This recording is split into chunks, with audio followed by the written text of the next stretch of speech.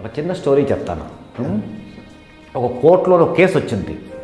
ఒక 62 సంవత్సరాలైన ఒక వ్యక్తి కోర్టులో వెళ్ళి కేసు వేస్తాడు. ఏమిట్రా అంటే, నాకంటే 10 సంవత్సరాలు మా అన్నయ్య పెద్ద, వాడికి 72 సంవత్సరాలు, మా అమ్మ దానికి 92 సంవత్సరాలు. మా అమ్మ ఏమో మా అన్నయ్య దగ్గర ఉంది. మా అమ్మ 92 సంవత్సరాలది మా అన్నయ్య దగ్గర ఉంది. వీడికి 72 సంవత్సరాలు వచ్చే, వాడు మా అమ్మనేమో కరెక్ట్గా చూసుకోలేకపోతున్నాడు. సో కోర్టు వాళ్ళని నేను రిక్వెస్ట్ చేస్తుంది ఏంట్రా అంటే, మా అమ్మని దాంతోపాటు మా అన్నయ్యని నా దగ్గర వచ్చి ఉండమనండి, నేను ఇంకా 62 సంవత్సరాలే, వాళ్ళని నేను చూసుకుంటా అన్నాడు. ఆ జడ్జికి అర్థం కాలే. ఆ జడ్జి తర్వాత జడ్జిమెంట్ ఇచ్చిన తర్వాత అన్నాడు, నేను గత 25 సంవత్సరాలుగా ఈ కోర్టులో జడ్జిగా ఉన్నాను. నా దగ్గర వచ్చిన కేసులన్నీ కూడా ఇద్దరు అన్నదమ్ములేమో ఆస్తి కోసం కానీ ప్రాపర్టీ కోసం కానీ అమ్మని వీడించుకోవాలి, అమ్మని వాడించుకోవాలి, నాన్నని వీడించుకోవాలి, లేకపోతే ఇంకేదో కొట్లాట్ల ఓన్లీ నెగిటివ్ గురించి కోర్టుకు వచ్చారు. కానీ ఫస్ట్ టైం ఒక కేసు చూశాను. ఏంట్రా అంటే, నా అమ్మని నేను చూసుకుంటా, మా అన్నయ్యని నేను చూసుకుంటా అన్నది భేష్. కట్ చేస్తే ఇదే జడ్జి వాళ్ళ విలేజ్కి వెళ్ళాడు. విలేజ్కి వెళ్తే అక్కడ వాళ్ళ అన్నయ్య ఉన్నాడు. వాళ్ళ అన్నయ్య 80 వస్తున్నాడు. వాడి దగ్గరికి వెళ్ళి అన్నాడు, అన్నయ్య ఒక పని చేద్దాం, నువ్వు నాతో పాటు హైదరాబాద్ వచ్చి మన ఇద్దరం కలిసి ఉందాం. లేదు నువ్వు రానంటావా, నేను నా కోర్టు అక్కర్లేదు, నేను నీ దగ్గర వచ్చి ఉంటాను. సో అలా ఉండండి అన్నదమ్ములు. చిన్నప్పుడేమో అమ్మ దగ్గర పడుకున్నప్పుడు అమ్మ నాకు కావాలని ఒకడేమో అమ్మాయి చేసుకుంటే, అమ్మ నాకు కావాలని ఒకడు, అమ్మ నాకు కావాలి అనేసి ఇద్దరు కొట్టుకుంటారు. ఇదే వీళ్ళు పెద్ద అయిపోయిన తర్వాత అమ్మ నువ్వు ఉంచుకో, అమ్మ నాకు అక్కర్లేదు, అమ్మ నువ్వు ఉంచుకో, అమ్మ నాకు అక్కర్లేదు అంటారు. వై? ఏమిటి చేంజ్ వచ్చేసింది మీలోని? ఏం లేదు కదా, మీరు పెద్ద అయ్యారు. ఏళ్ళు ఎగసనా బుద్ధి దిగసనా అంటారు.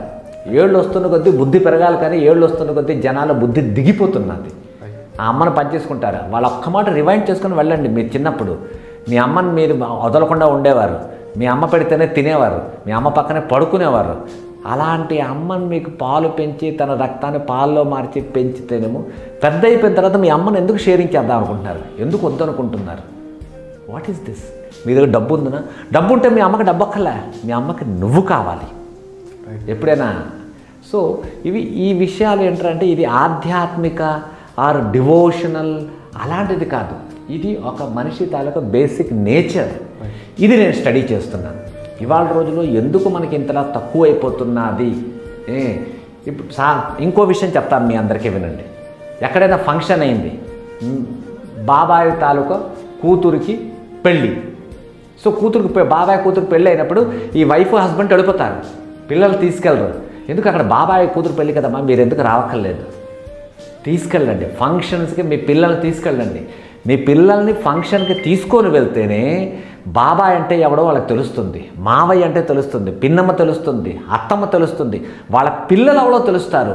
రేపటి రోజులోనే మీరు పోతారు. పోయిన తర్వాత మీ పిల్లల్ని మీ ఫ్యామిలీలో ఎవరి దగ్గరికి తీసుకెళ్ళలేదు. ఈ పిల్లలిద్దరూ వేరేగా ఉండిపోతారు. ఒకడు అమెరికాలో, ఒకడు రష్యాలో ఉంటాడు.